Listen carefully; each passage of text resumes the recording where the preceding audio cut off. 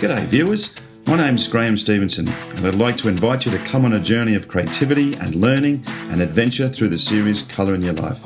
There's an artist in every family throughout the world, and lots of times there's an artist deep down inside all of us as well.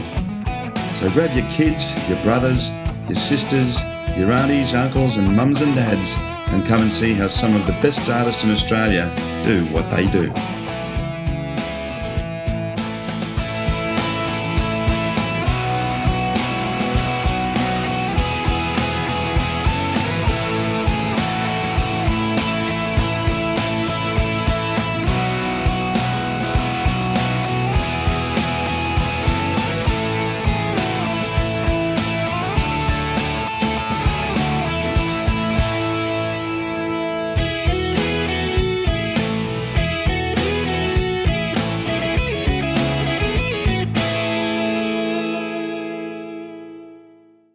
Well, g'day viewers and welcome back to Colour in Your Life.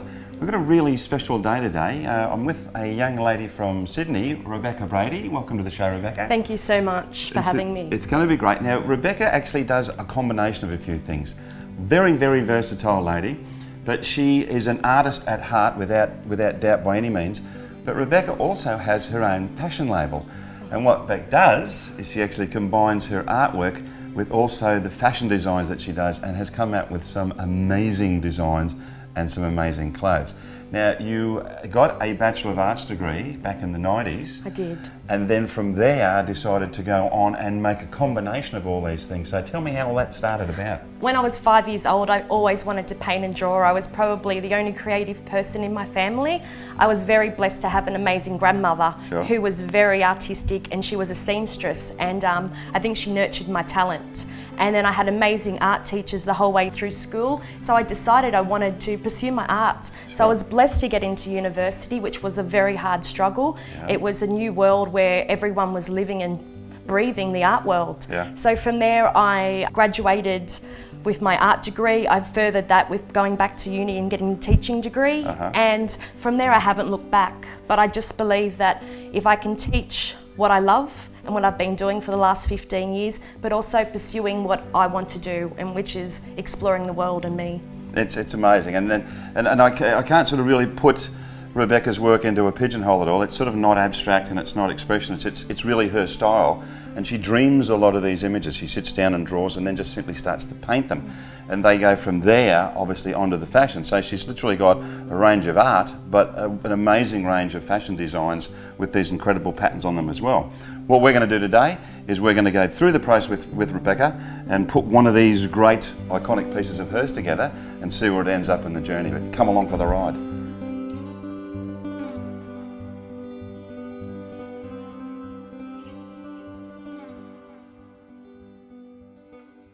Okay, Beck, well, how do you actually start one of your pieces? Okay, so basically I work on the floor to start with. I find it really easy to work on the floor because it's sturdy and it gives me the ability to walk around it. I feel a bit like Jackson Pollock in that sense. It takes me a while to draw up, especially with the idea of my patterns and the fabric. What I need to do is make sure that it's very much centered, because what I paint basically rarely gets manipulated to go straight onto the fabric. Okay. First thing I'm going to do is I'm going to stamp. I found these stamps at the local art shop. I normally make my own, having the background in lino cutting, but I just found these were absolutely beautiful. So the next step, what I'm going to do now is I'm going to stamp. So to work this, it's always best to use a sponge. Also your husband's sponge of a really good car wash is always good and very good when you cut them up. But I've tried the stipple brushes, and I've tried a few things, but I found out that a sponge works the best. So here we go. So you just literally take that and you're just going to pour the paint directly onto the sponge? No, I'm going to put it onto the paper first. I've worked out the less paint you use, the better it works. So here we go. Try and get as much paint off first. And you just dab it on. I just dab it on. I really like that idea of that, I know, that effect where it's not complete. Yeah. And I'm just going to place them randomly everywhere. I actually don't want to waste the paint, so what I'm going to do is just flip it over here, turn it over and get that. It doesn't have to be perfect. I bet you get the opposite on the other side. Get the opposite idea. Oh, that's great, isn't it? Who does the end result? Do you have a printer, or do you take this to a company that actually prints these for you? Yeah, there's a few places in Sydney that have the ability to take your works and place them onto fabrics. I work with polyester-based fabrics because there's a wider variety of materials you can work with. I like the idea that it is completed here in Australia. I basically have now a pattern maker who, with my first collection, I completed the whole process myself. Now I've got an amazing pattern maker and a fashion agency who help me in everything that I do. So from starting on my own in my bedroom, in my studio, I have a lot of networking people that come and help me and support me and take me to new dimensions, and it's really important to network. I can see from the advantages of working on the floor is that you're doing it right now. You can just simply spin that canvas around any which way. I love the work of Jackson Pollock. I think that Jackson Pollock was the forefront of the modern art world, and his ability to become within the arts. I think one of his famous quotes was, "The canvas is my arena and it's my circus, and basically I can make the work." So his ability to become in the artwork, get around it, become part of it, spin it, flick it, splatter it, whatever. I like the control that I can walk around the work. I don't particularly like working on easels. I was taught to work on easels, and I think everything that I learnt at art school, it's taken me another 15 years to unravel. So there we go. All right, Beck, now we've taken it off the floor and we've put it onto the table. Where do we go from here? While the background's still wet, we're going to work on the inside motif. Because I'm a mixed media artist, I'm going to demonstrate and show some different techniques on how I make colour pop. Okay. So, and when you explain mixed media to me, now I'm looking at your setup here, and you've got gouache, and you've got inks, and you've got show Sonia the chroma colours here as well. You use the whole lot? I use the whole lot and probably a little bit more. Wow. I love the idea that the experimentation and that whole idea of colours working next to each other. I think because of my training, I work with colours that pop together, so I very much work with warm and cool colours. I work with the colour wheel, I work with complementary colours. So the placement of colours now to me is very much spontaneous, although I do believe it's taken a long time for me to get to this stage because I straight away know which colours will work with each other. Okay, so what do we do now then? So I'm going to spin my work because a bit like my work, I sometimes work upside down. Yeah. So, and very much like other artists, I work with the eyes because the eyes are the soul to this work. Yeah. So the first thing I'm actually going to do is I have 3 different felt tip pens here, and I just like to highlight those eyes so they really stick out of the work, so I'm aware of the composition and where the placement is. And yeah, let's go. So what type of pens do we have here as well? It's very important to get waterproof pens, otherwise you can have big mistakes at the end. Okay. So I get them in all different sizes. At the moment I'm working with a 0.8, which is fine because it's just this outline section. Yeah.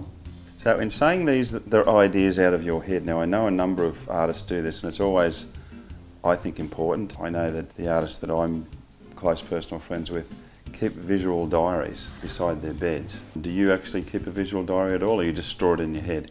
I'm very much a teacher when it comes to that. I believe it's really important to keep a record of your thoughts and ideas, and it doesn't just have to be drawings, it can be song lyrics, it can be poems or journals. I have a few scattered around the house. I have one in the car. Okay. It's a great point for the fact that, you know, sometimes some of the best thoughts that we have, funnily enough, can be at 2 o'clock in the morning. And it's great for a reference point because my works have evolved very much over the last 2 years, and going back to past drawings that you may have done 5 years ago and think it wasn't any good, but then reference one tiny section of it and think I can work with that again and push it to a new dimension. I reference all the time. I look on internet, I go through magazines, I take photos. It's the weirdest mundane things in life that sometimes get your imagination and kick it into gear. Sure. So keeping that's really important. So the first thing I'm going to work with are these amazing inks, and as you can see, you can get them in such a variety of colour. Are those little squeeze tops, are they? They are. There you go. So, how about and that? tiny little bits will do a lot, will go very far. Yeah. So because I'm working really big, so it's important at this stage to wet the canvas. So I'm just going to be spontaneous and go. And you really sort of let it do its own thing.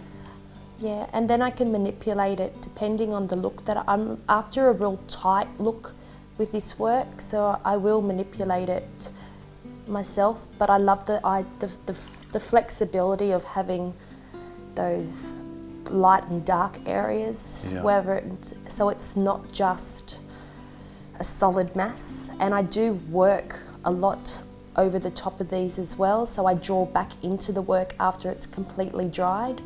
Do you actually seal your works at the end of it? Because I say that particularly with the watercolours. Do you use a spray at all, or you just leave them as they are? I do. I spray my works about 9 or 10 times over a process of nearly 2 weeks. It seals them completely. It's an acid-free gloss, and it gives that extra vibrancy to the colours. It makes them pop. I'll put in my orange now. Oh, the oranges. It's such a vibrant orange. These inks are just phenomenal. My little Raffina label, it started at Sweet Little Home with the help of my family and a good friend and her mother. I learned how to sew over the internet. I absolutely love it. I think taking your work to another dimension is phenomenal. But I mean, even some of the pictures that I've seen that you do, I mean, the designs are really quite striking. I mean, apart from the fact that you've got these great paintings that you've turned into material, the whole design of what you've got there is really wonderful. Oh, thank you. But it's so hard to put your work out there. It took a long time for me to put my heart on my sleeve and to show my work, because it is quite personal. But when you do it, it's such a rewarding experience. So this surface now is completely dry, and what we're going to do is now we're going to glaze and add some layering techniques. So I actually work with Atelier clear painting medium. I'm not sure of the correct way of doing this. I know a lot of people mix it on their palettes, but I find it really easier for the way it is that I spread it on first. Oh, okay. As well as put a few, because it gets eaten very much, and with the size of this canvas. So you got to work fast. If you don't work fast, then it can dry really quick. And like most of my works, this background gets dotted as well. So the medium itself, how long is that normally take to dry to? Is it the same time as the normal paint, or? Depending on the humidity. I know down in Sydney it can take, depending on what type of day it is, it can take a couple of hours, it can take 30 minutes, it can take a couple of days. So I'm thinking today, probably half an hour. Okay.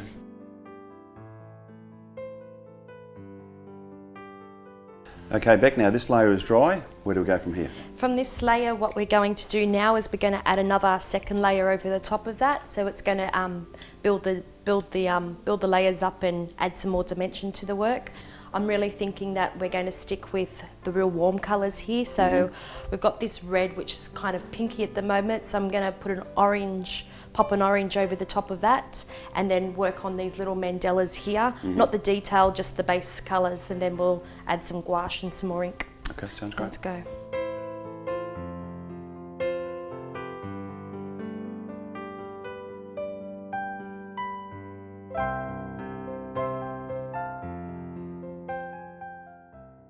So what I'm now going to do is I'm going to work with those mandalas, still with the background idea, but I'm going to use some inks now, change the mediums around a bit.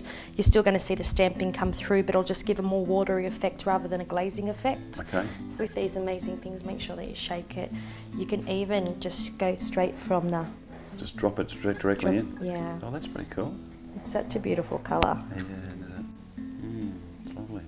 I'd never used inks before. I'd always worked with things that I knew how to use. I never was taught how to use inks, and I think I was a bit scared about it actually, because they do have their own properties, and ideas, but I think if you're not sure of something, the best thing is just to give it a go and make it your own. You don't always have to follow the way materials are meant to be.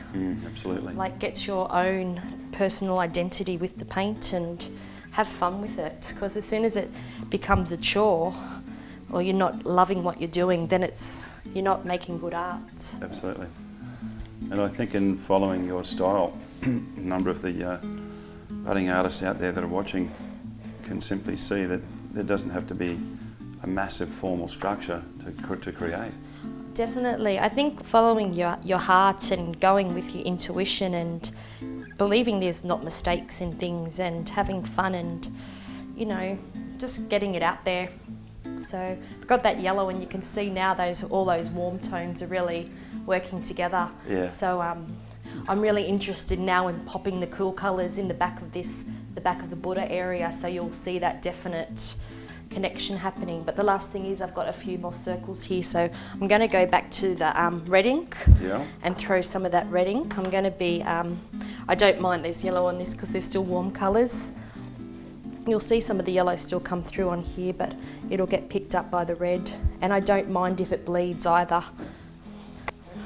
What we're going to do now is going to work back into the centre of the mandala, letting that to dry a bit. So I'm going to push now to use some gouache. Okay. So I use a lot of gouache because it's for backgrounds as well.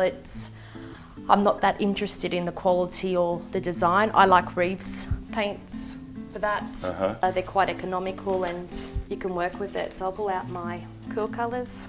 When Rebecca says she works with multimedia, some people say multimedia and they go acrylics and oils, but you use them all. I use them all. Yeah. So this is pretty well straight gouache out of the... Straight out. Because really what it is, it's a stronger form of watercolour. So put my water down first. Yes. It kind of very similar to the inks, takes its own properties. I do like those really thick areas that it brings out. And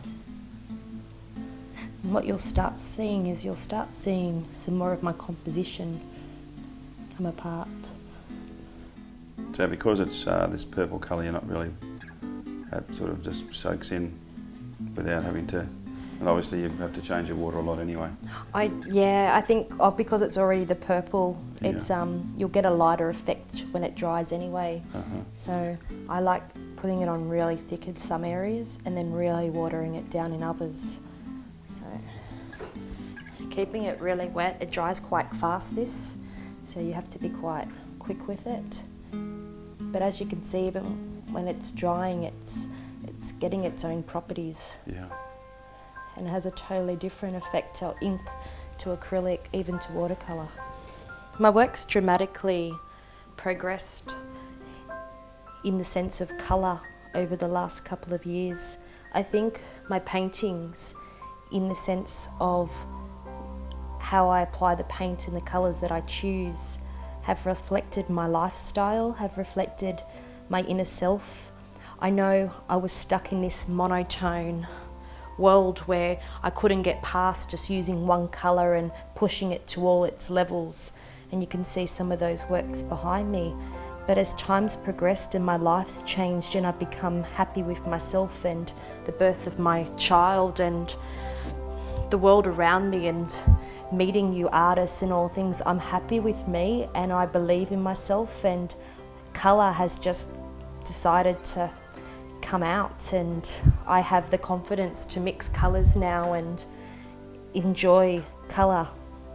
And it was such a hard journey to actually put colour down, because some people think it's a really easy experience to pick up all these bright colours. I know a lot of people have one colour and they struggle with it, let alone 1,500 different colours, and I just can work with them now. My son does enjoy helping out. He loves paint as well. I think he's got a little bit of me in him, mostly his father, but he's got that ability to see beyond the surface, and imagination is such a inspirational thing, and sometimes the imagination's taken out. We lose it when we get older, that imagination, that ability to look beyond what we normally see and to bring that back and to have it in I think my work has taken a whole different direction since having my son Jackson. I'm very blessed, very blessed. My last technique that I'm going to show today is basically how I push a painting to another dimension again. So what I'm going to do is show you in a small section how I take all that layering techniques that I've taught you previously and how I myself push it to another level. So what I will do is I have this amazing stylus. It's been passed down through the generations from my sister-in-law. I think she used it for folk art. Okay. So it's like an embossing tool that I use. And I will grab some paint here, and I'll go back to the Jo Sonia paint because it's quite fluid and easy to work with.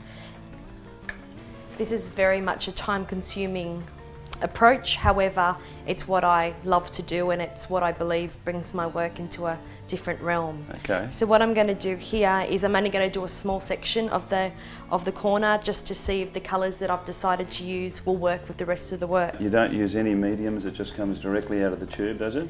With the Jo Sonia brand, yeah, I can go straight from the tube onto the canvas. And your intention is to do that over this whole picture? Yeah. That's what you call dedication. I believe if you put your heart on your sleeve, you've got to finish it off, and my work is very decorative, yeah, as well as having meaning, as well as being very technical. I teach my students to resolve their works. That means fully complete their work. Don't look at it and think there's something else I can do. And I do believe this resolves my work. All right, another great day with a very, very talented lady, Rebecca. Thank you so much for coming along. Thank you so much, Graham. It's been wonderful. It's been a great day spent with you, obviously doing what you do in these wonderful cutouts. I think they're great. As you can see with the beauty of television, you can obviously see the picture as it goes along its very stages now. And getting to that, this is one of the next pieces for your new collection, which is called Turkish Delights, which is sensational, and you can be able to see this on Rebecca's new fashion and designs, which I think is really spectacular. If they want to see more of your work, where do they go? They go to rathanart.com. And we can go from there, go on and have a look. Also, Rebecca's work will be in our shop and also available on our website as well at colorinyourlife.com.au. Once again, I'd like to thank all of our sponsors. Remember, any of the artists out there, this is a great way for for the rest of the world to be able to see what you do, so come in and talk to us as well.